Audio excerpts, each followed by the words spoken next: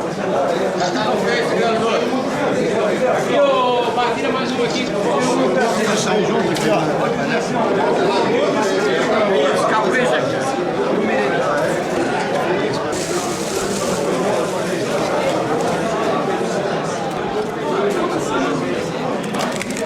Qual é a expectativa do amigo para a festa do dia 7 de 6? E faz um convite aí para a galera que é de São Paulo para comparecer lá. Legal.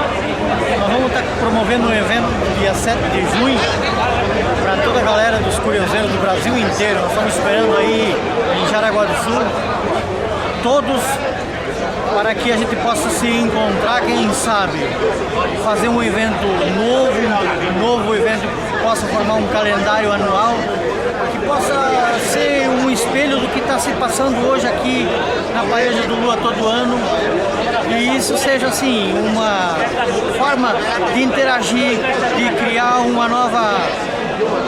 novo ambiente, criando esse eixo São Paulo-Santa Catarina, que é onde que é o celeiro dos grandes curiosos dos dois estados aí.